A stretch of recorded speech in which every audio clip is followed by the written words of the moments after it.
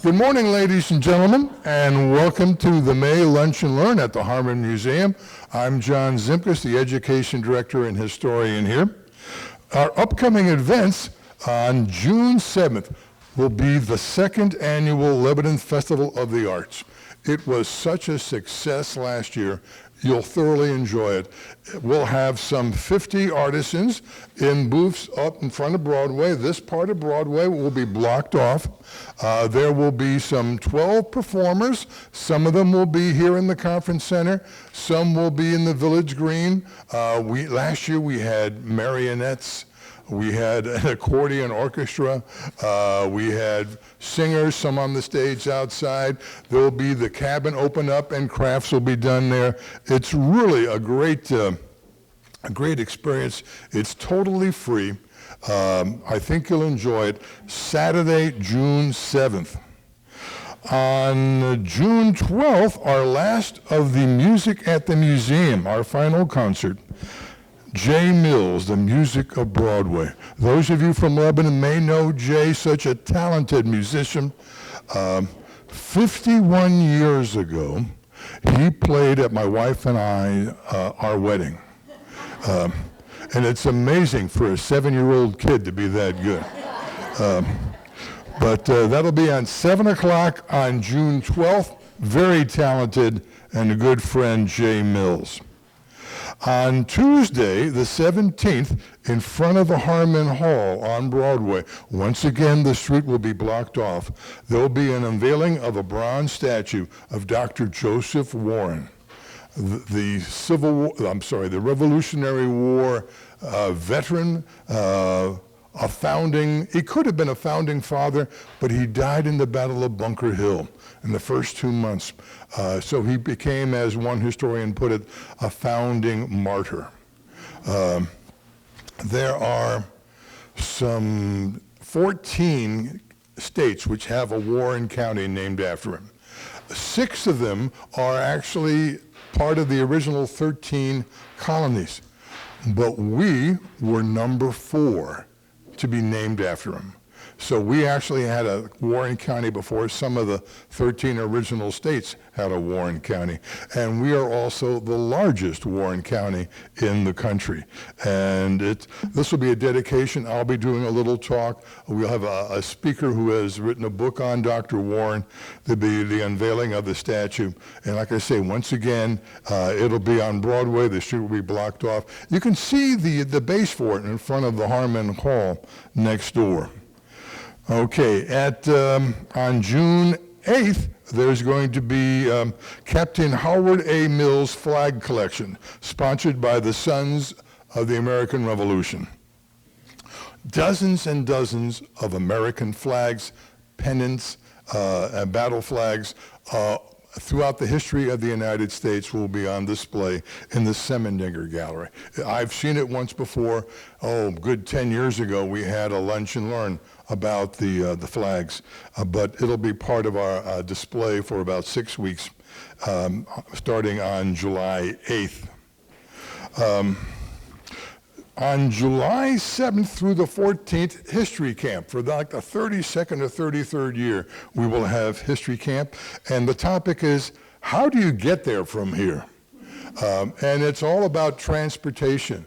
And we'll be talking about Neil Armstrong and his space journey. We will visit Carillon Park and see the number 3 Wright Flyer. Interesting fact about the number 3 Wright Flyer. Orville Wright, who lived till 1947, helped repair that flyer by taking parts off the number 2. So number 1 is in the Smithsonian, number 2 doesn't exist anymore, and number 3 has been put together, the most successful of the early flyers. That's one reason why they wanted to preserve that. That is on display. But we'll also be talking about canals and railroad and what have you. So it should be a pretty good lunch and learn. We have currently near the cabin a grindstone made of Berea sandstone coming from the Marietta area. It's a new, the cabin, as you know, is a 1795 cabin, which was at about 4 miles away from where we are right now. And we had it reconstructed and put over there, but near it is now one of the most important things in early settlers. It is a grinding stone for a mill. And so you can take a look at that. Please remember that when you are with us here, the museum is free. Take a look at the museum. See the new Ashley Ford and Barbara Ford Maritime exhibit. It's only about a month old. And it was just not quite open last time you may have been here. But there's also discounts at the gift shop, 20% on regular items, 10% on consignment items. So there's a lot of things to see and do after our meal and after our very good speakers. So hopefully you will stay and take advantage of that. Okay? Well, enjoy your meal, and I'll talk to you again in a little bit.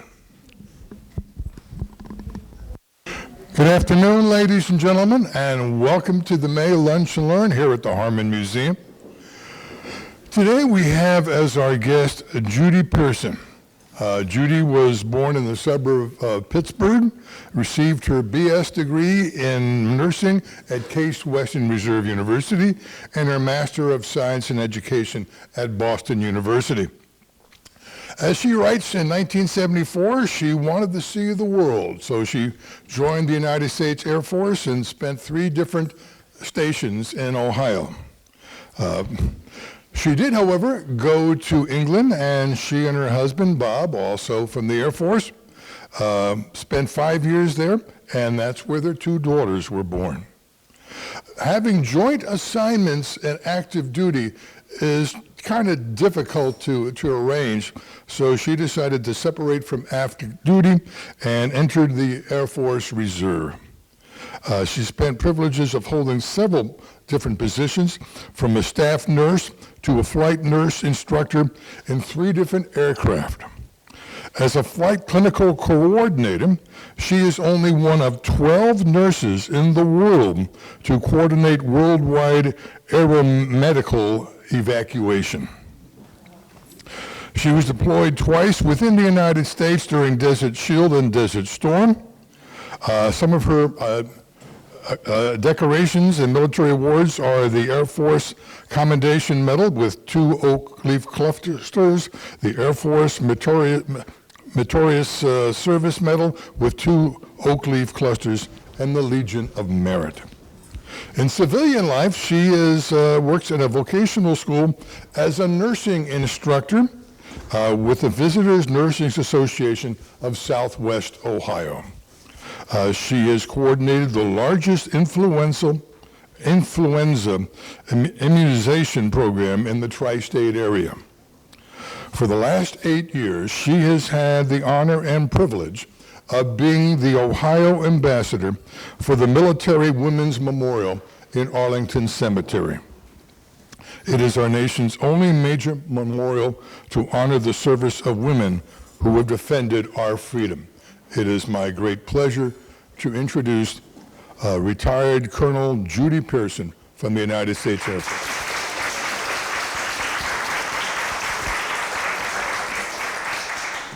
Thank you so much. Bob and I are so honored to be here and appreciate your flexibility. We were supposed to be here months ago, and somebody had to have heart surgery, so we certainly appreciate your flexibility, John. And if I would have known that that introduction was going to be read, I would have made it a flu shot program, not an influenza immunization. But Bob and I retired from the Air Force. We have 42 and a half years between us. Our daughter she went to the Air Force Academy and then served 12 years. She taught at the Air Force Academy. Our older daughter is an executive with Mercy Bon Secours Health. We live down in Mason now, and like John said, for the last 8 years, I have been privileged to be representing the women who have defended our freedom. And Bob and I go everywhere as a team. He's tech support, which we think is hysterical. It's kind of like the blind leading the blind. But we are pleased to be here. So what I'd like to tell you today is a little bit about this hidden gem, because one of my prime roles as an ambassador is to increase the awareness of the public that this actually exists, and to encourage our women veterans, of which I know we have 2 here, to tell their stories so it doesn't get lost in history. Then we're going to go outside. In 2021 was the 100th anniversary of the Tomb of Our Unknown Soldier. And because of where we're located, we partnered closely with the honor guards of the tomb to commemorate that year. So we're going to talk a little bit about how America came to have an unknown soldier. We'll finish touring the inside of our museum and memorial, and then we'll talk about why it's important that we record the stories of women. So, in the early 1930s, America wanted a fitting entrance to Arlington because now we had an unknown soldier interred there and people were visiting a lot. And so they hired the most prestigious architectural firm of the day, and they built this facade. They never finished it. And what I'd like you to look at is the line in the middle of the road. Keep that in mind. They never finished it because people stopped coming. It was the Depression. And so nobody was visiting. And it fell into significant disrepair. So fast forward now to the 60s, when a group of World War II women veterans was touring Washington, D.C. And they saw the Jefferson Memorial, the Lincoln Monument, the Washington. They're all men. There was nothing to honor their service. And you just don't do that to women veterans. But it took until the 80s when Representative Mary Rose Ocar from Ohio teamed with Senator Murkowski, and they drafted legislation which President Reagan signed into public law that something should be built to honor the service of the women who have defended our freedom, with the proviso that no federal funds be used in the building, which is normal when you're building a monument or a memorial. So they formed a foundation, the Women in Military Service for America Foundation. They needed a head of the foundation. General Wilma Vaught, Air Force, missed a meeting, and she got a phone call. Congratulations, Wilma. You are the president of the foundation. So it was through General Vaught's foresight, her fundraising efforts, the group raised $22 million in private and corporate donations. They held a design competition, and over 30 architectural firms wanted to be part of the repurposing of that original facade. They had worked with the Monuments Department, the Park Service, and they decided that that would be the fitting place to build our memorial. The architectural firm that won, his mom just happened to be a World War II veteran. And she said to him, "You will enter this, and you will win it." Yes, Mom, I did, and I did. So, in 1995, they broke ground. It took that long. They broke ground.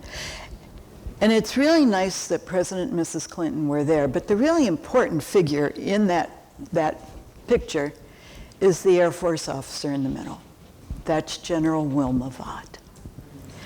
It was through her that the memorial kept going in the rough times. She put a second mortgage on her house to keep the memorial afloat. She is in her 90s. She still comes into the office and oversees everything that's going on with the memorial. So they built out the original facade. Federal funds were used to do that, the original facade, to clean it up. And then the private donations were used to build out our memorial. And today, our memorial sits on 4.2 acres at the entrance to Arlington National Cemetery. The blue panel, some of the best views of Washington, D.C. are from the rooftop of our memorial. The blue panels that you see are glass, and on those glass panels are etched words by women veterans and about women veterans. And when the sun shines, those words reflect down into the memorial itself. So they not only provide inspiration, they provide natural light. Remember, I told you to keep in mind that line in the middle of the road. Here it is, 50 years later. If you are at the Lincoln Memorial and you turn toward Arlington, that line goes across Memorial Bridge through the Military Women's Memorial, where it's picked up with black granite pavers through the middle of the memorial. And in your mind's eye, draw a line up to the Lee Mansion. Bless you.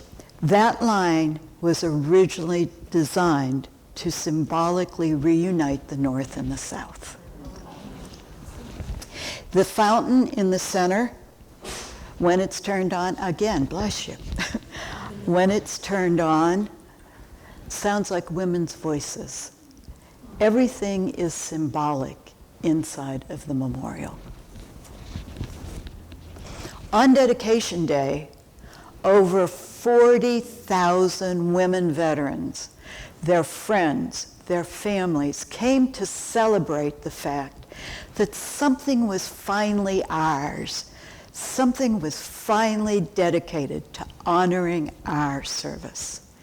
The DAR led the procession across Memorial Bridge, and the head of the DAR was in her uniform with her drum and beat cadence. It was amazing. So let's go inside. The first thing that you see is a purposely commissioned statue called the Pledge. It was commissioned by the Working Dog, the Handlers Association. And it is a military working dog in battle gear, eye to eye with his female handler in her battle gear. And the pledge is, not only will they keep each other safe, they will keep our democracy safe. We have a beautiful multi-purpose room, aptly named the General Wilma Vaught Room. And it can be reconfigured into any meeting space or promotion space that you need. We have museum-quality galleries that depict every era that American women have been involved in, from the Revolutionary War through today. The families have donated memorabilia. The women themselves have donated their uniforms or their words. These are amazing spaces. And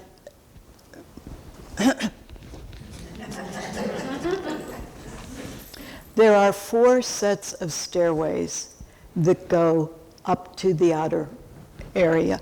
You'll love this. These stairways literally break through the glass ceiling.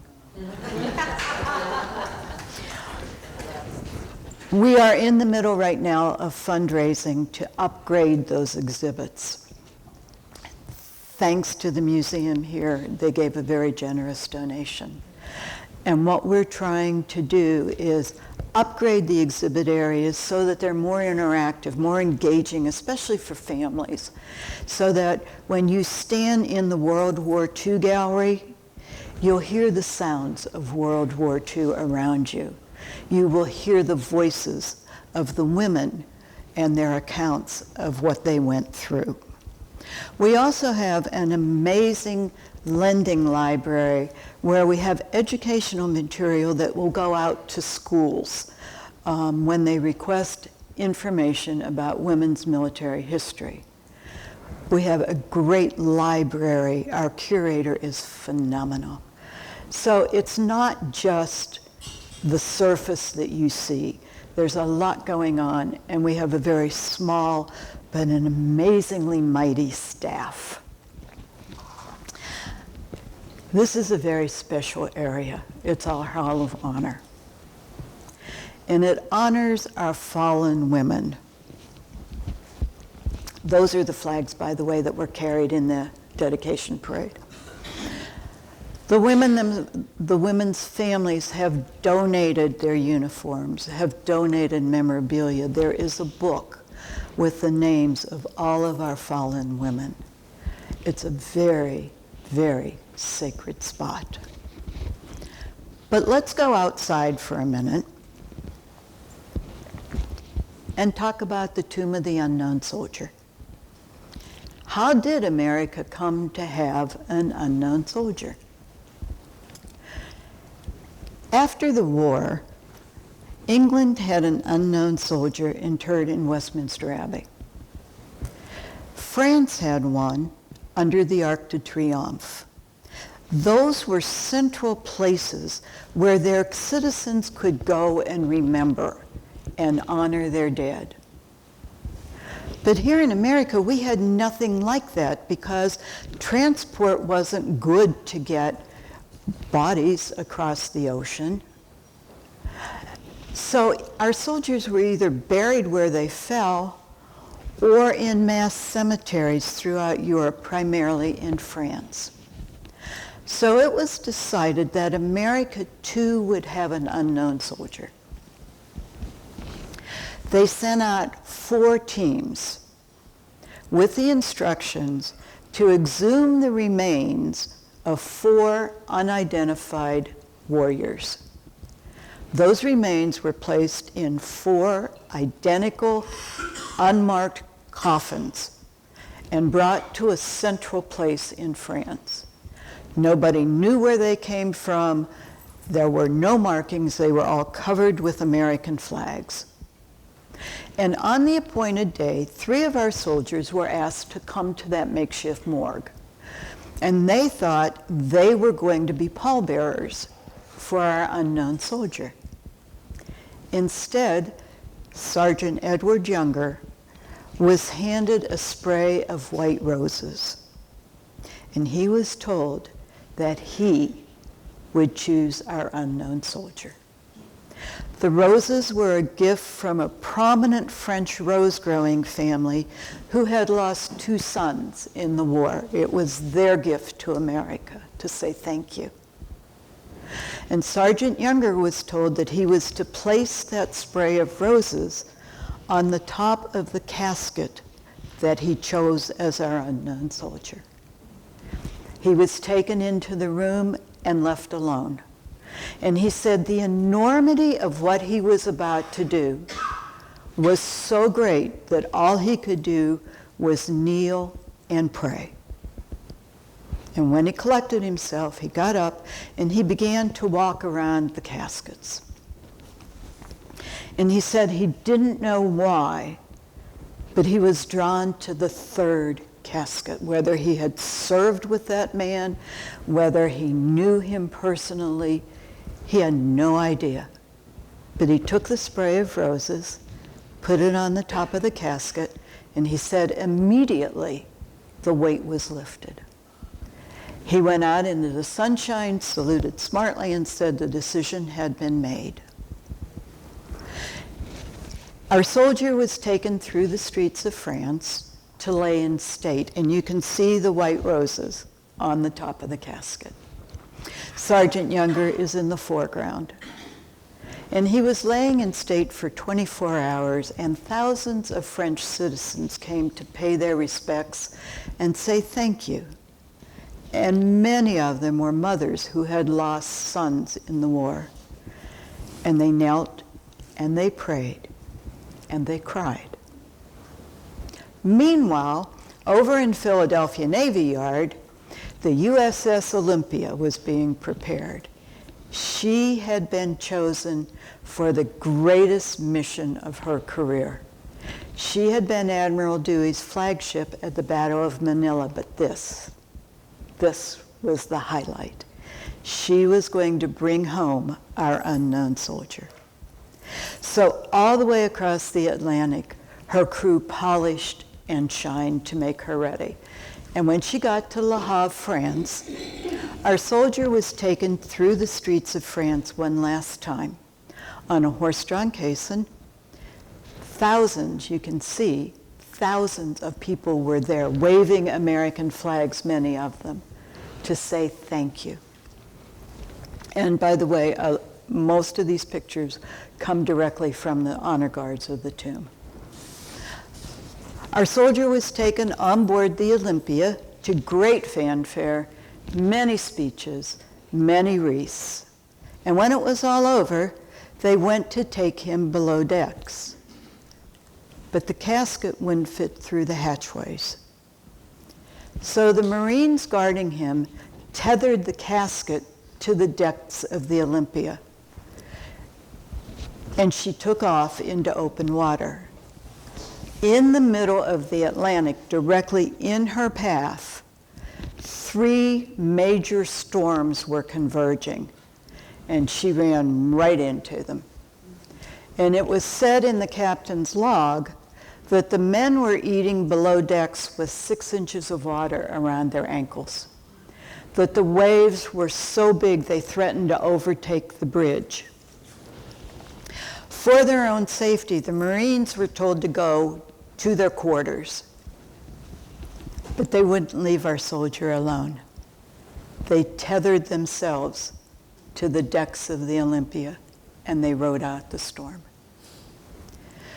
When she got to the Potomac, it was so foggy they couldn't tell where she was as she made her way up the Potomac. The only way they knew was by the occasional volley of honor shots that were fired to mark her position as she came forward. And she came to Washington Navy Yard. Many, many dignitaries. I love the next picture because handwritten underneath, it says the Olympia bears the body of America's unknown hero. He was taken off by the Marines, and if you could see the top of the casket, the white roses are laying there. And the Marines transferred responsibility to the Army. He was taken to our capital, where he laid in state for 3 days. 24 hours a day, people came to pay respects. And like in France, many of them were mothers, wives, who had lost their loved one. And like in France, they knelt and prayed and cried. And on November 11th, 1921, our soldier made his last journey. He was taken by horse-drawn caisson to Arlington. Every member of Congress, every member of the diplomatic corps, representatives from each service walked behind the caisson. And when they got to Arlington, wreath laying, speeches, and then Chief Plentycous, who was the chief of the Crow Nation, stepped forward. The chief had been chosen to represent all the Native Americans who served during the war. And he laid his coup stick, adorned with eagle feathers that represented all of his battles, laid it on the top of the tomb. And then he slowly reached up and took off that beautiful war bonnet. He laid it on the top of the tomb with the words, This is a gift from one warrior to another.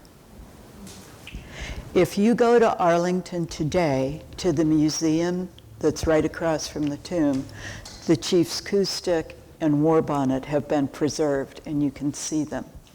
And if you go to Arlington and climb over enough fences, you can find Sergeant Younger's grave.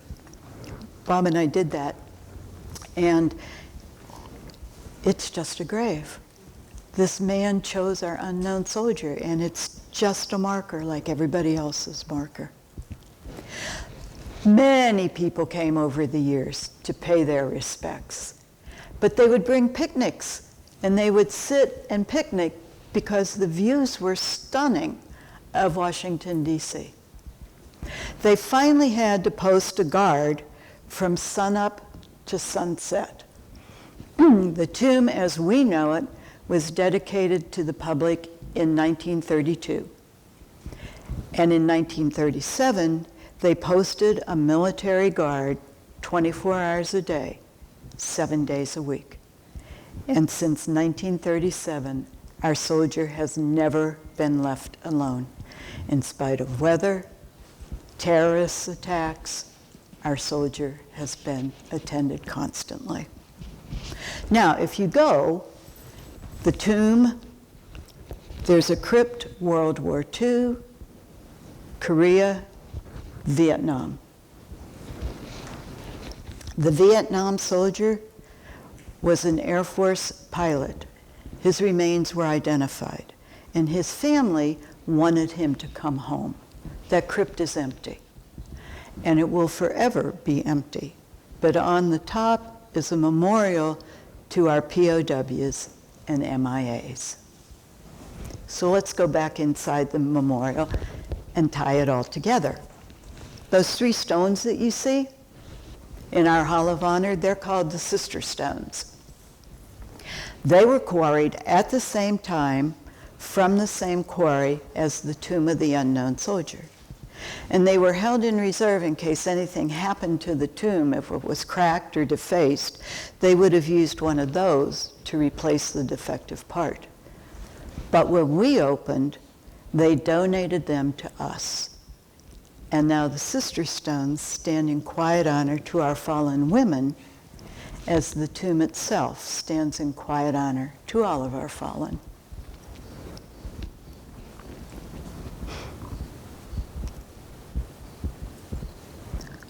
But what makes our memorial a living, breathing memorial is the registration area. The very cool part about this memorial is you don't have to be dead to be in it. And this is where all of you come in, because everybody knows a woman veteran somehow, either in your families, the lady down the street. You know, we went into a 7-Eleven. There was a young woman behind the counter, and she had an Army jacket on. Oh, what's your connection?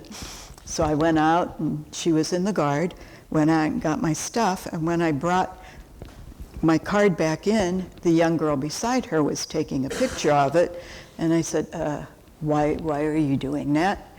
And she said, oh, my friend just went into the Air Force. I'm going to tell her about this and register her. The young Army girl goes, if I do this, my mother is going to be so excited, she's going to cry. So you never know. You know, you just never know where you're going to meet somebody. And when a woman tells her story, and it's free to do this, generations from now, people can type in her name, and her story will come up. What you want the world to know about your grandma, or what the individual woman wants to know, what the world wants the world to know about her service. So we just happen to have brought information, and we can help you to register today, or take it home with you, consult with other family members if it's a long-lost relative. You don't need a lot of information if it's a deceased relative. But I urge you, have them take their place in history. Because if we don't tell those stories, they're either going to get lost or someone else is going to tell the story and inevitably get it wrong. And let me give you a prime example of that. The Women's Army Corps was established, and First Lady Eleanor Roosevelt was a great proponent of African American women being admitted to the Army. And then when overseas assignments were opened to white women, she and her friend, Dr. Mary Bethune, advocated that African American women should also be included in overseas assignments. But the mail during World War II was not moving at all. People at home were not getting mail from the front. People in the front were not getting mail from home. And the Army figured it would take 6 months to relieve the backlog. There was no morale because of the lack of mail. And so they founded the 6888 Central Postal Directory Battalion. Bob's going to play Vanna and walk around.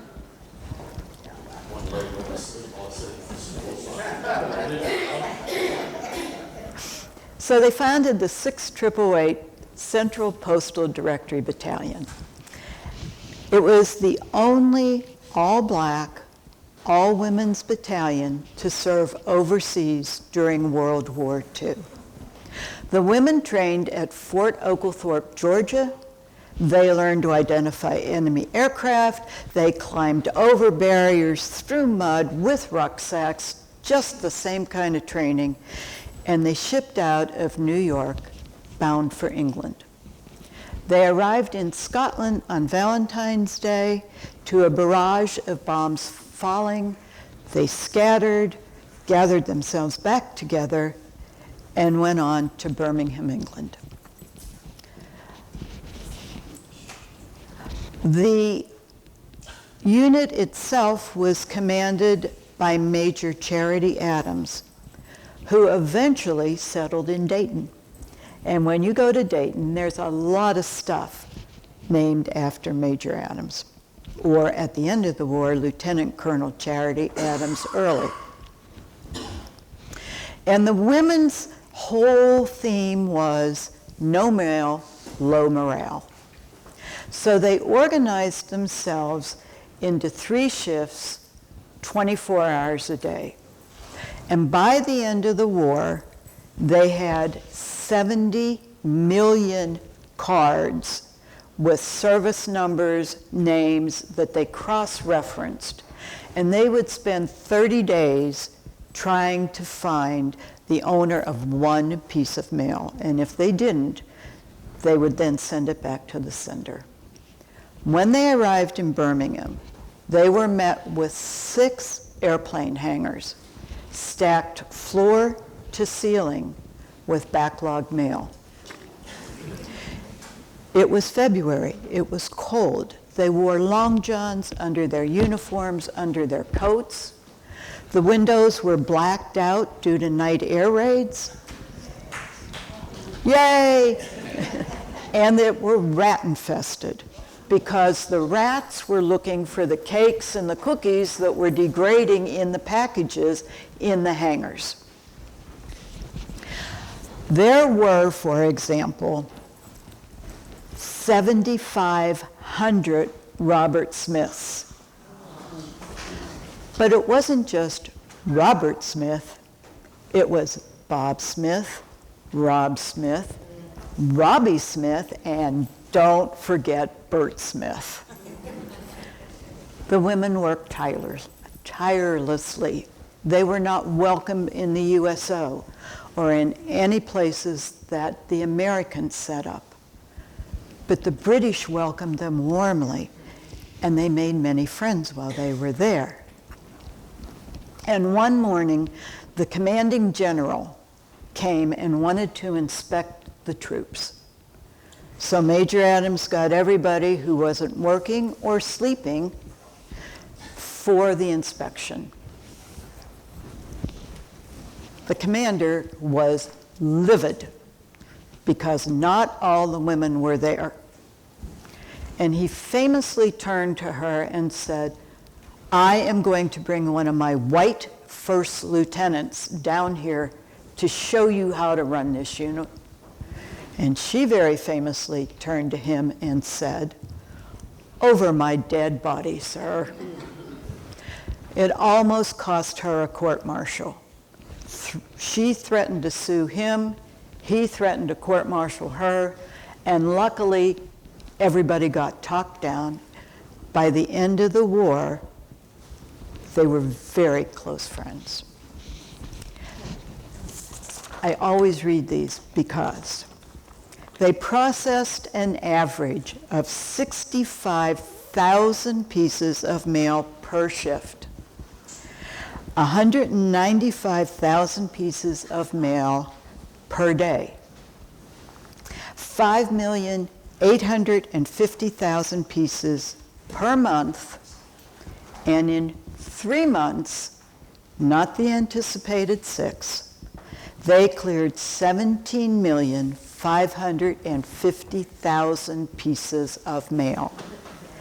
That was an average of 32 and a half pieces of mail per hour per woman. But no good deed goes unpunished. They were sent to Rouen, France. And it was in Rouen, France, that they were met with a 2 to 3 year backlog of mail. They did it all over again. While they were in Rouen, word that American females were now on the continent spread. And so men, black and white, now had business in Rouen. And they went. The security police for the women were not issued weapons. So they went and they learned judo. And that really seemed to dissuade a lot of the male visitors from coming to visit them. They cleared the backlog in France, or in Rouen, but it was there that tragedy struck the unit. 3 of the women were killed in a Jeep accident. The government gave no funding for funerals, so the women collected their money. Some of the women had mortuary experience and they tended to the bodies. There are 4 women buried at Normandy. 3 of the 4 are from the 6888. The women were sent on to Paris, where the war had really taken its toll. And so they worked with German POWs and French citizens to clear the mail, which was tremendously backlogged. But they realized that because of what the French didn't have, they were taking things out of the packages. So every night before they ended a shift, the women had to search their counterparts to retrieve what should have been in the packages. And by then, morale was so low, and some of the women were eligible to be out of the military and were gone. The unit strength was getting smaller, and so the unit was disbanded, sent home with no fanfare, no medals, no thank yous, no nothing. Their story was lost until the mid-90s, when they began to be invited back into the homes of the British.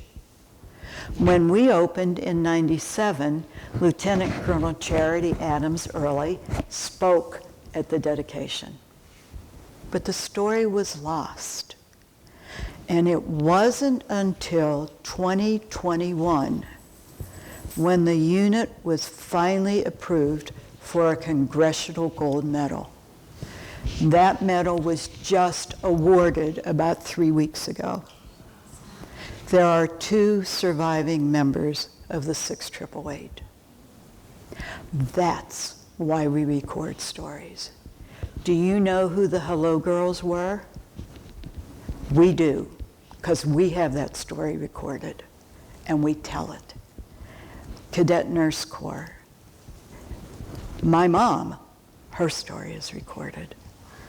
Please, if you know a woman veteran, if you are a woman veteran, do not leave today without finding out how to register them. I thank you so much for having us here today. If you have any questions, please feel free to ask them. Come and see what we brought. We're very excited. Thank you so much, John. Well, thank you so much, Judy. That was fascinating and very moving. Does anyone have any questions right now? Yes, sir. Thanks, Ken. One thing you told me, Judy, we've never had to draft a woman Nope. in the history of our country. Nope. All women have volunteered. And how many women have we lost since 9/11? You know, I knew you were going to ask that. I want to say 100 and some. We have had over, thank you, 3 million women serve our country since the revolution. And to date, none of them have been drafted. And to date, we have about 325,000 registered on the memorial. Dan, a question? Yeah, I did. I wondered, first off, where you were showing this Tomb of the Unknown Soldier, was the building in the background, was that the That's- memorial? No. No. Okay. No, that's the museum, the Arlington Museum. The Women's Memorial, if you go to Arlington and you go to the Visitor Center and you walk down the little path, you turn left to go see President Kennedy, turn right, and we are right there. And it's really, no, that's the museum, the Arlington Museum. It's frustrating because honor flights will go to Arlington and they will either pass by and go, oh, there it is, or they will drop their women off and say, we'll pick you up when we're done with the rest. You know, but men are just as interested because men know women veterans, men served with women. Aunt Tilly was a veteran, you know. That's why you come into play and you're so important. Thank you. I have another question. if it's Sure. okay. Does the foundation fund the entire museum, the operation and the staff? We, and that was a big concern right now, is that we would be shut down. But we are privately funded. We have very, very few federal funds. We don't turn them down if we're offered, but most of the funding comes through private donations. Thank you. As a museum staff member, I would like to know about your storage underneath your memorial. Is there basements for storage? I don't know. They keep it in a separate area that's all temperature controlled. We have a curator who is phenomenal. And if you go to Women's Memorial YouTube channel, there's an interview with our curator. Okay. And it tells all about it. There are some fascinating stories. YouTube Women's Memorial. Spanish-American War nurses, aerospace nurses, the nurses who cared for the astronauts, who went through exactly the same training that the original astronauts did so they would know what they were treating. There are some phenomenal stories on there. The big women's clinic at the VA was renamed for her. Yes, it was. We were there at the dedication. We were there at the dedication. We had the display. There is also a school in Dayton. We were speaking up there, and a gentleman was a mural painter. And he came up afterwards. He goes, now I know. They were painting a mural in a school, and they had Major Charity Adams there. And he said, now I know why she was important, you know? Well, thank you so very much, Judy. Thank you for coming.